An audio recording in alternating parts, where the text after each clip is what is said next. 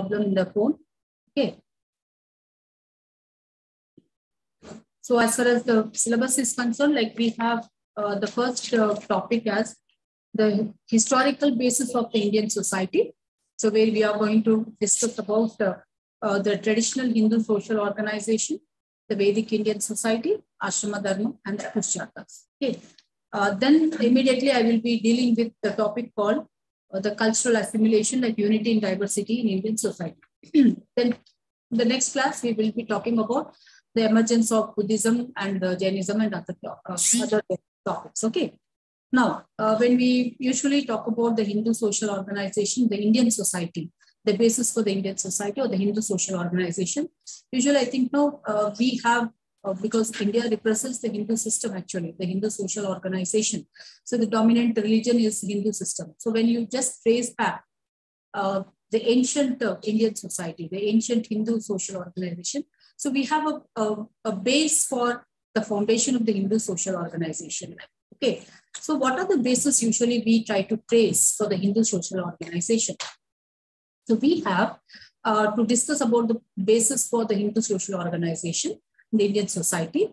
We try to talk about certain scriptural basis. I repeat once again, for the base we have laid down for the Hindu social organization, we are going to take a few aspects of the basis here. So one of them was the scriptural basis. The scriptural basis, hope my voice is audible, please let me know. Okay, so for the scriptural basis, we have the scriptural basis where we try to take about as the term Hindu. Okay, the term Hindu is actually an aggregate of few faiths of the religion. Okay, the term Hindu, I repeat once again, Hinduism is an aggregation of few faiths rather than a religion. Okay, so usually we have a human faith. Faith is something where you believe in certain things. Okay, so we try to trace this particular Hinduism or the base for the Hinduism as a faith or aggregation of the faith here. Okay, then we try to talk about in the basis, actually the scriptural basis, we try to trace two different aspects here, two scriptures of Hinduism. One is the Shrutis, the other one is the Smritis. Okay, one is the Shrutis and the other one is the Smritis. Shruti, S-H-R-U-T-I-S, Shruti, is something we hear orally, which is being passed on from one generation to the other generation. What does exactly the Shrutis comprise of? So Shrutis comprise, it is believed that certain Vedas were heard. So Vedas were heard rather than they are written ones. Okay, we don't have the scriptural basis written form. So it was totally orally said from one man to the other man and was passed from one generation to the other generation. So what does exactly the Shrutis comprises of? The Shrutis comprises actually of, like we try to talk about the types of the Vedas here. The Shrutis comprise of the Vedas, and the Vedas we have in four different forms: the Rig Veda, Yajur Veda, Sama Veda, and the Atharva Veda. Okay. Now, and the next one we try to talk about is the Smritis. Smritis actually are the written ones. So Shrutis are orally given to the people, and the Smritis, Smriti, S-M-R-I, Smritis are written ones. So you find the Smritis in the written form. For example, we have the Smritis in the form of epics. Epics we have the Mahabharata, okay, and the Ramayana, and also the Brahma Sutras, Upanishads. So I try to repeat once again the point here. There are the scriptural basis we have, and Hinduism is rather, mostly we try to say it as a religion, but rather than more than the religion, it is a kind of an aggregation of the faiths here. Okay. So when we trace back the foundations for the Hindu social organization, we are taking two different scriptures here. The scriptures are in the form of Shrutis and the Smritis. So Shrutis are orally passed from one generation to the other generation. They are orally said from one man to the other man. So we don't have a written form of basis for the Shrutis. Then again, Shrutis are the Vedas. So when you talk about the Vedas, we have four different forms of the Vedas. The what is called the Rig Veda, Yajur Veda, Sama, and the Atharva Veda. Okay. Then next comes the Smritis. So Smritis are the written forms. They are the written forms. They have the authors here. So like, for example, if we take the Smritis here, we have the epics, the Brahma Sutras, and also the Upanishads. So these are all, we all know very well, the epics, the Mahabharata, Ramayana, or the written forms, and we know the stories of Mahabharata and the Ramayana. So we try to take some, what is called a message or a values and the ethics from that particular epics here. Okay. Now, when you talk about voice is not audible.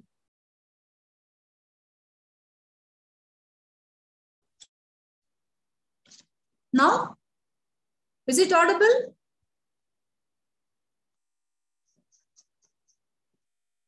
Okay. Audible. I think I'm audible. Yes, madam. Yeah, fine. Please. Then we have the Vedic period. So usually we try to trace Vedic period, the post-Vedic, pre-Vedic and the post-Vedic. So in the Vedic period, usually when you talk about the Vedic Vedas, the Rig Veda, Yajur Veda, whatever I said now, the 4 Vedas we try to take up. So there are several thousands of rigs. Okay. So what are rigs exactly? So there are some kind of what is called praising the gods in different forms, like Varuna god and the Agni god, then the like different forms of gods. So like in Hinduism, we have some thousands of formation of the gods. So we praise each and every item or each and every living being also in the form of God.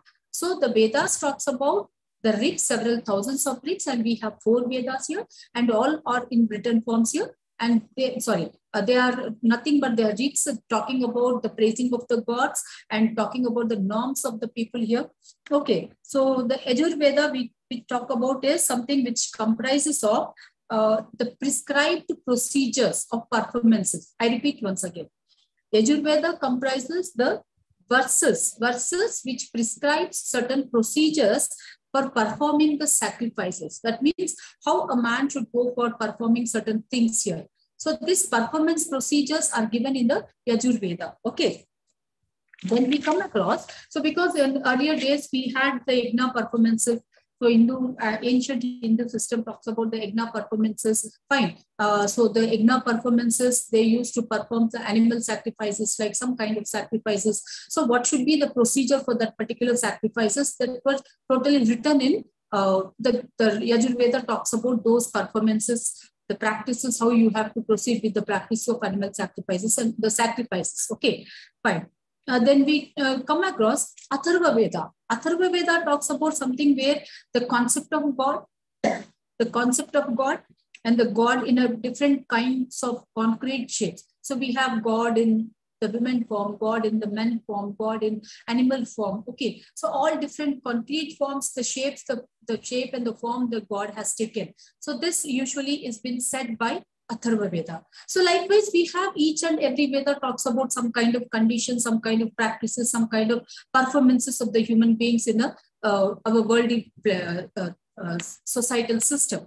Okay, then we try to talk about where we have the Brahmanas. The Brahmanas are part of the Vedic literature. So they ask humans to worship the supreme Prajapati. I repeat once again, we have also the Brahmanas. So the Brahmanas talks about the man should worship the supreme power. So the supreme power in the form of God. Okay, so we say supreme power about to humans. So about to human, it is nothing but they are the gods and the goddesses. Okay, so the gods to be praised, to be worshipped by the common man, by the the people here. Okay, so why you pray and why we should pray, that's not the condition, but we have to pray and the worship here. So that's nothing but it is somewhere you believe. We have the belief statements here. So we believe that Hinduism itself is a concrete, it is an aggregation of the belief and the faith systems. Okay, so because we are into that particular faith and the belief system, you need to worship the God and goddesses. So the supreme being is to be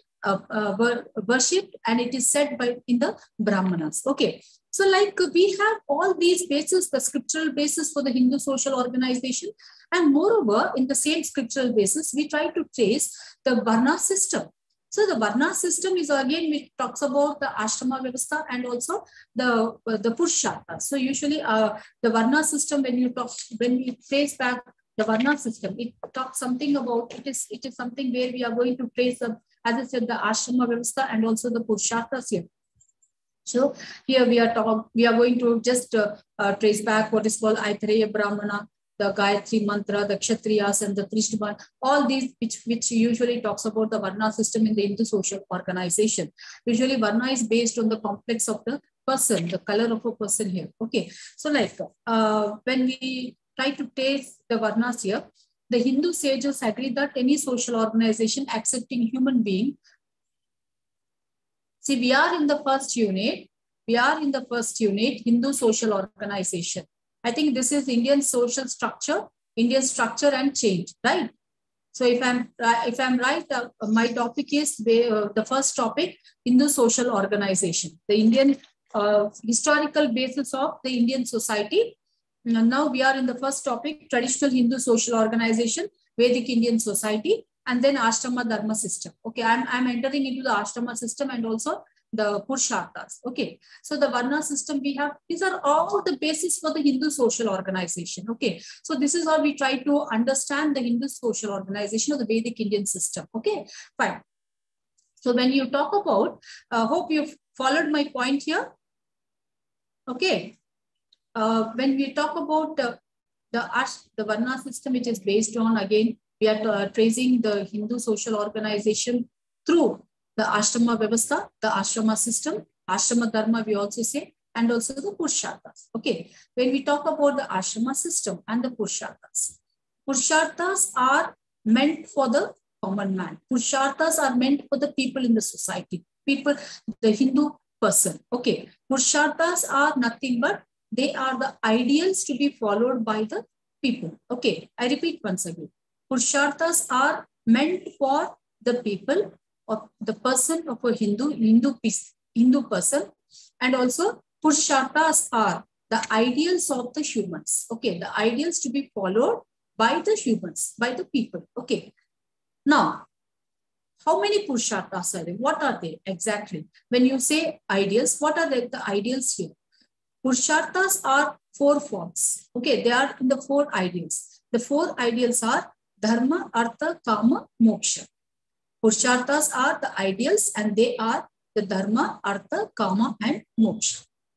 This is one side. On the other side, we have the Ashrama system, the Ashrama Dharma. Ashrama Dharma are the 4 stages of a human person, where the human life of a person in the society. The 4 stages of the human life, where we are going to discuss about the first stage, the first ashrama, the brahmacharya, then the grihastha, second one is the grihastha. Then we have simultaneously the sannyasa and the vanaprastha. Okay. Like, what are these 4 ideals? When you say dharma, what is dharma, artha and kama and moksha? Dharma is the stage, the ideal where a person has to do his duties. See, when you are born because you are taking a person as a unit of the whole social system. I repeat once again, we are taking a person as a unit of the whole social system. So this person is his contribution is immense in the running of the functioning of the whole social system. So when we are talking about the ideals of the person here, the ideals which are provided to the person in the society here, these ideals say, one of the ideals is the dharma. It says that when you are born to give some kind of contributions to the society, or your own, you just think not from the bigger part, but from the smallest item called the unit, your own family. So you are born, you are taking some responsibilities, you need to take some responsibilities, or you are shouldering certain responsibilities, but in a rightful way, and do your duties. Okay. Your performance, your contribution to your own unit, to your own family, or in the bigger, larger society is nothing but your dharma. Dharma is your duties, your work to be performed in a rightful way, in a proper rules, following proper rules, regulations, the norm conditions provided by the group, and then your responsibilities towards your family, towards your society. This is dharma. Okay. Now, when we talk about dharma, then we have the second ideal as the artha. What is artha? Artha is nothing but possession of the wealth. Possession of the wealth. That means a person born in a society, He's not going to sit idle, but he has to do something for the survival of his own self as well as his family and the bigger, larger society. So when you're there, you're going to have possession of the wealth. That means through hard work, you're striving, you have to do some hard work and enter into some kind of work activity, economic activity. Okay, when you're entering the economic activity, you're doing some work and you're in return, you're getting some kind of what is called your own remuneration of a kind of what is called your returns for your struggle. Okay, your returns for the hard work. So this is through a proper channel, through according to the expectations of the society, according to the norms, conditions of the society or your own group. Okay, so you're not doing any extra other illegal activities, or you're not doing something which is wrong to you or which has been wrong, considerably wrong by the society or the group, but you're going according to the societal norms or according to your own community's norms and conditions. So you are given an activity, you're involved in the activity, your hard work and your struggle will give in return to you the income or the wealth to you. So this is very important. Why? Because you're setting up your own family and you have your own members who are dependent on you, and you're going to support for their, you're going to feed your family. So you require this income for yourself and for the maintenance of the family. And this is where you talk about artha, which is a kind of position to be made by a person. So importance given to the source of income, importance given to your wealth, pooling of your wealth and the properties here. Okay. Then, so that means you cannot cheat a person, you cannot do some kind of illegal activity, but you have to go in a rightful manner, possessing also the wealth and income for your own support and your own support of the family. The next we come across what is called dharma, artha, kama.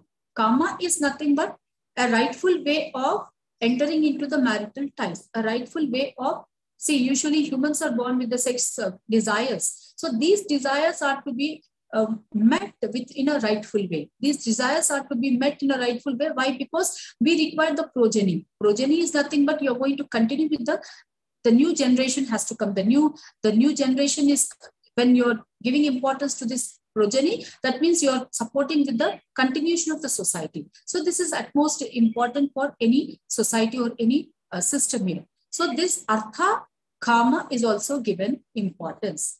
Then next comes the moksha. That means a man leads his life, he's born, he's entering into the economic activity, he's setting up his own unit, he's forming his own family, and then he's going to support the family, he's going to give importance to his family, the needs of the family, he's striving hard, he's entering into the economic activity, he's able to prove his abilities, he's striving hard, his hardships is going to be in a return, he's going to get some kind of returns for his hardships, so that he is able to settle his own self by accumulating the properties, giving importance to the artha, and then again he's also getting married, or we can say that the sexual pleasures are met in a proper way, in a legal aspect, and then you're going to support for the progeny, and your new generation is the children are born with whereby you're giving importance to the continuation of the society. So this is where we have ended up with now the third ideal of artha. Then the last one is the moksha. So that means after completion of all these duties, your responsibilities, your children are born, and then you try to talk about all the wealth, income, properties are pooled, everything is done in a rightful way, in a proper way, through according to the expectations and the norm conditions of the group. Then you talk about the last stage where you require no money, but you try to just go with the moksha, that is reciting the Vedas, reciting some kind of slogans, and then the slokas, and then you try to enter into the moksha stage. That is something where you are giving your time for godly things. So that means you will be in worshipping system and you are just reciting the important rhythms and all. Okay. Now, moksha, where realization of one's own atma and inner spirituality. Moksha is defined as realization of one's own atma or the inner spirituality. So you are devoted to, you're giving that last stage of your time or your life to only realization of your own self and the spirituality. So you're giving importance to spirituality at the end of the life of a person. Okay. Now this is with regard to the 4 ideals we are talking about in the first topic, where we are talking about the Ashrama system and the Purushottas. Now one side we talk about the ideals and the other side we have the 4 stages of the life. So usually we can also compare these 4 stages to the present modern system also. But when you trace back the ancient Hindu social organization, the Hindu basis of the Hindu social organization, usually we term it in a different manner. That is, we have the 4 stages of life, where usually we try to talk about the first stage, the Brahmacharya. Brahmacharya, where a person enters into the life of a student. Okay, so he has to accumulate the knowledge from the guru, the master. Fine. So he is attending the school and he is also attending the guru and the guru, what is called the Gurukula. Because in the ancient time, the student used to go to the master or the guru, and he used to stay with the guru. Fine. And he used to go for the bhikshatan, and he used to get all the food for the guru, and also he used to eat the food. So that was the kind of service he entered into in the first stage, the Brahmacharya, sitting with the guru in the ashram and learning the letters and also the jnana and also the what is called the knowledge from the guru. So this really continues till 15 years of age or 16 years of age, 17 years of age. So whereby he finishes with the knowledge accumulation. He gains much knowledge from the guru, and then the hardships also, he usually faces certain kind of hardships when he's in the Brahmachari ashram. Okay, so that means he has to go for the bhikshatan, do all the works for the guru, right? And also give services to the guru. All this will be done in the Brahmachari ashram. So after gaining all the knowledge, getting all the knowledge from getting all the gaining the knowledge from the guru, he is a disciplined person now, and he finishes his studies or the knowledge gaining, and then enters into the second ashram. The second ashram talks about the grihastha. So once a person finishes with the student life, now he becomes a mature person now, and he has to take up the other responsibility in the second stage, where he enters into the marital ties. And when he is entering into the marital nuptial here, he is going to set up his own family unit. So when he is going to set up his own family unit, family usually we call it as family of procreation. So this actually is his life of a new life he is going to start now, the grihastha life.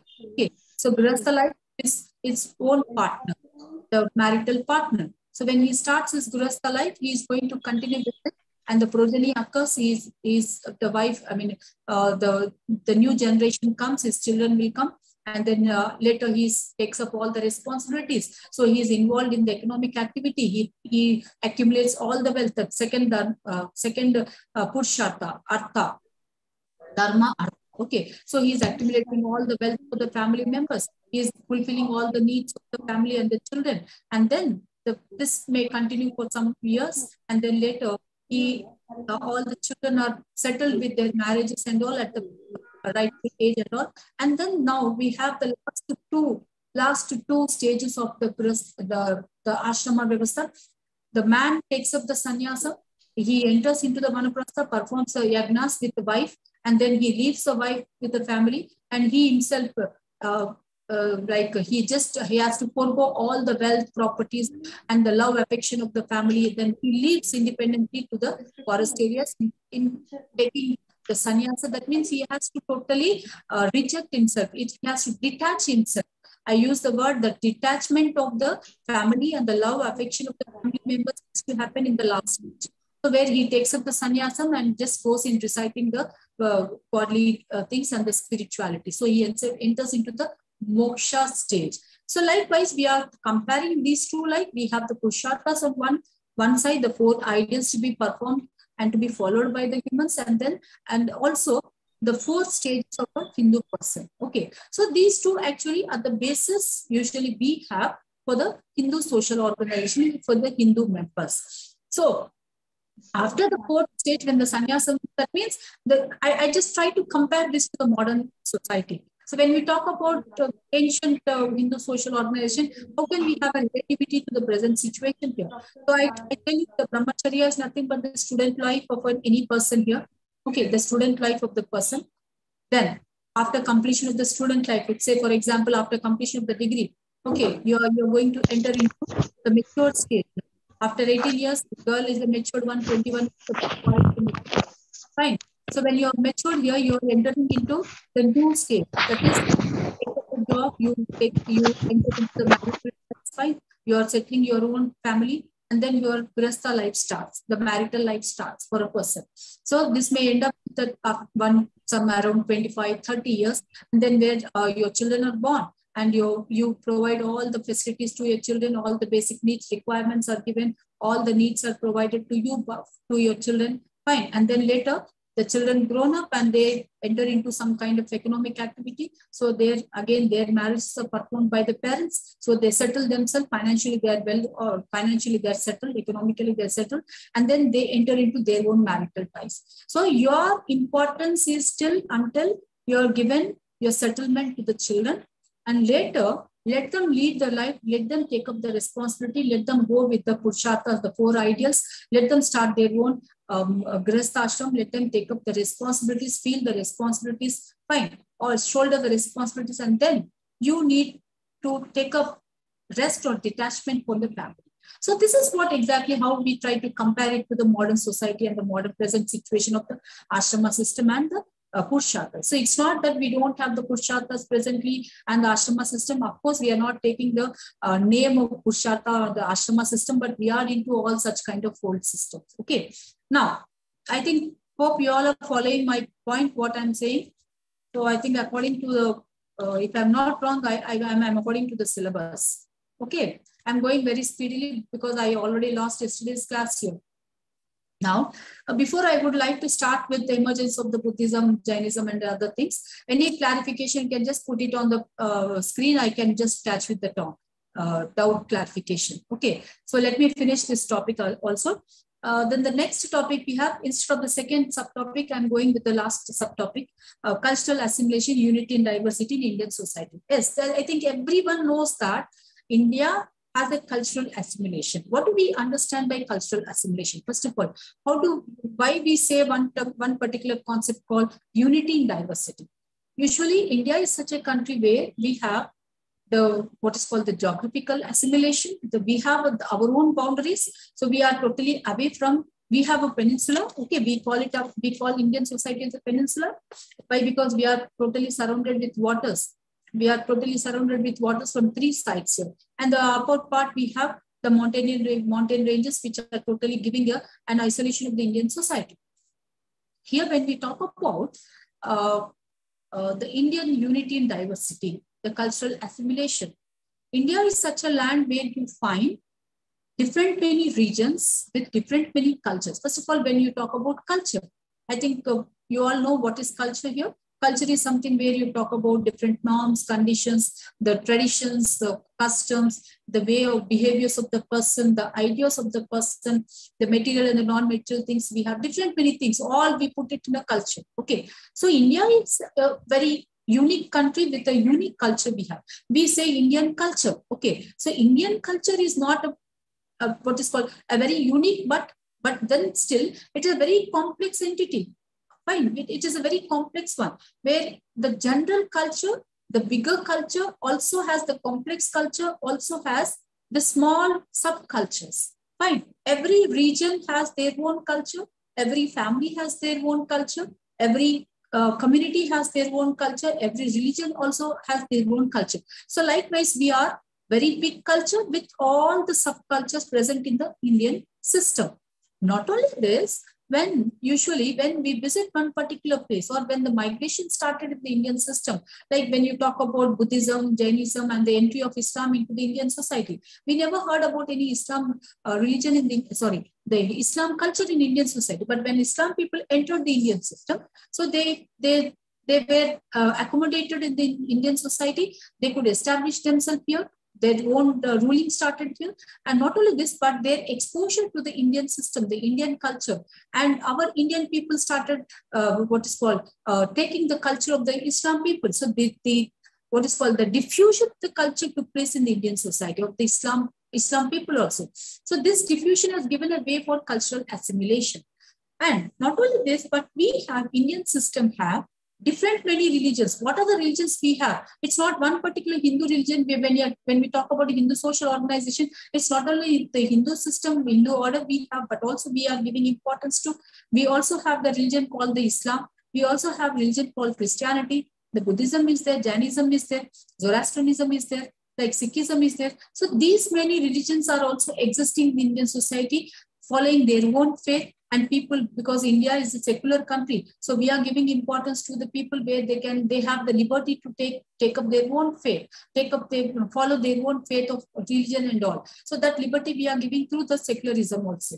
Okay. And not only this, but at the same time, we have different many linguistic groups. Like, does India is talking only, does Indian people speak only Hindi or their own vernacular languages? No, of course, we have different many linguistic groups. Like, we have some kind of classifications for the linguistic groups here. So we have Indo-Arctic, we have the what is called the Hindi-speaking people, the Sanskrit-speaking people, the Tamil-speaking, so the Dravidian spoken languages, the Aryan spoken languages, then the Mongoloid spoken languages. Like, these are all kind of classifications we have, but at the same time, a national language we have Hindi as the national language, isn't it? So this particular unity is maintained in the Indian society in spite of different many various heterogeneous kind of things we have. Like, different religions are existing, different subcultures are existing, different main cultures are existing. Also, different linguistic groups. So they say, I speak my own language, but when I go out, I can also speak the national language also. So this is how we are totally united with not only the linguistic groups, but at the same time, when we talk about what is called, we also talk about like different caste communities we have. So India is represented with a joint family. India Anagane, immediately we try to take up as a big traditional system, big joint family system. So when before the modification has started, before the changes has taken place, we were in the big joint family system. India Anagane joint family system. Joint family means at least not less than 50 people, because 3 generations live together. When 3 generations live together, grandparents, their children, and their children. So earlier, our grandparents had bigger families. So every couple, at least they used to have 5 to more than 5 members, 5 children. So all the 5 children, if there are 4 sons, all 4 sons' family and their parents and their children used to live. So very simply, we can say a very big family we maintained in the Indian system, the traditional family system. So we represent with the joint family. So likewise, every family have their own cultures. Every family, we maintain the agriculture as the base of the main source of income. So India means agricultural, agrarian system with the major source, prime occupation is based on the agriculture.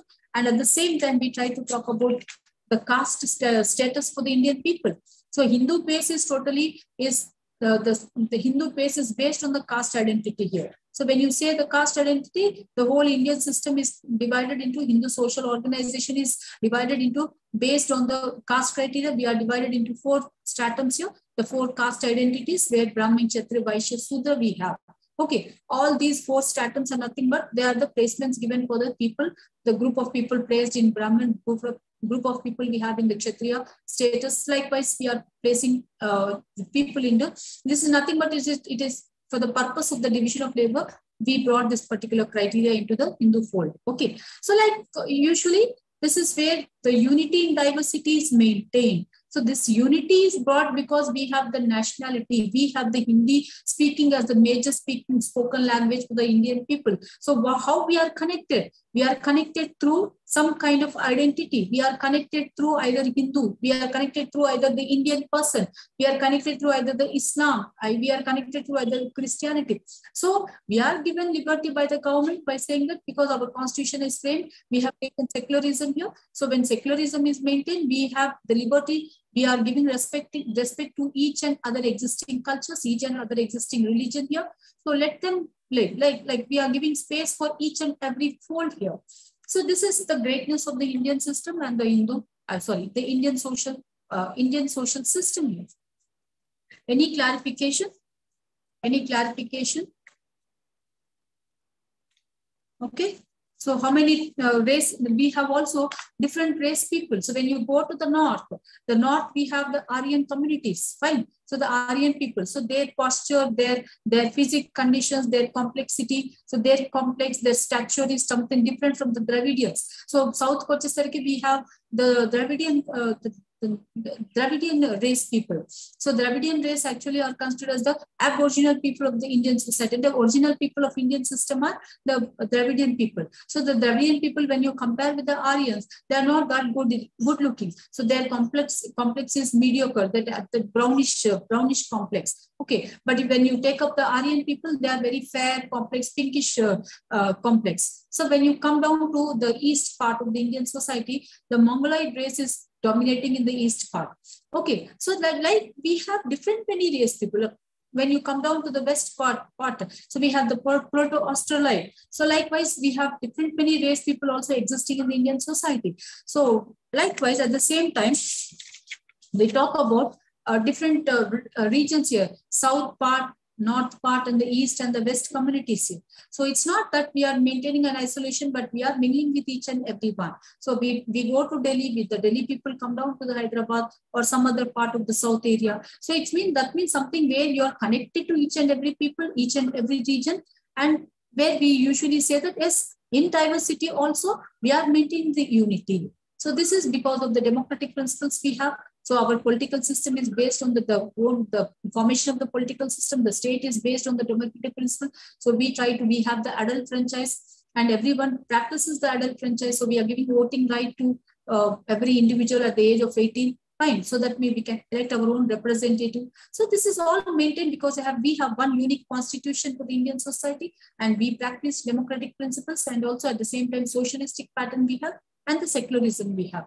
So with all these constitutional frameworks, and also with all the cultures, assimilation, mixing up of the cultures have already started. We are into different kind of cultures. We usually have the different eating habits also. So now we have the noodle eating habit. So that's a new food item, but still we are adopting, right? So south food dishes also you find in the north food dishes you find in the east. So I'm just giving an example for the food items, okay, so that we can understand more better. Well, this is how where we are mixing up with each and every community, each and every zone in the Indian society. So when you go out, you usually say we don't belong to north or east, but we represent as Indian person. This is the unity we maintain for the Indian system, is it not? Am I right? Am I right, students? Hope you all are following my points. Yes, madam. Yeah. Ardhamaindamma? Yes, madam. Ardhamaitundi. So నేను కొంచెం speed గా ఎందుకంటే మనకు నిన్న class లో కొంచెం audible లేదు కాబట్టి I couldn't continue my points here. Okay. So అందుకని tomorrow when we meet in the class, I just would like to take up అది కూడా కొంచెం తొందరగా వెళ్ళిపోతాము. Buddhism, Jainism and Islam communities in the Indian society, emergence of these Buddhism and Jainism. So who established that particular, who actually Gautama Buddha మనకు అంతా తెలిసిందే. So like what happened with the Buddhism and why we are into the Buddhism, what are the principles usually we have to follow in Buddhism. అవన్నీ కొంచెం నేను brief గా చెప్పుకుంటూ వెళ్తాను. Main part of the topics I will discuss. Okay, so అట్లా కొంచెం speed up చేసుకుంటే మన సిలబస్ అయిపోతుంది. ఓకే, మరి any clarification you please can put questions to me.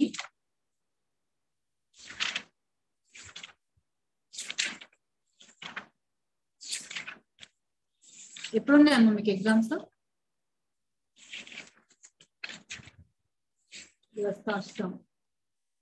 Okay, so we also have the concept of caste system as manaki next lesson lo untadi. So right students, I'll meet tomorrow in the class same time with a new topic, emergence of Buddhism, Jainism and Islam in the Indian society, and immediately after completion of that topic I will be starting with the next second unit also. Okay, thank you all. Join me for class tomorrow at 12 o'clock. Okay, thank you all.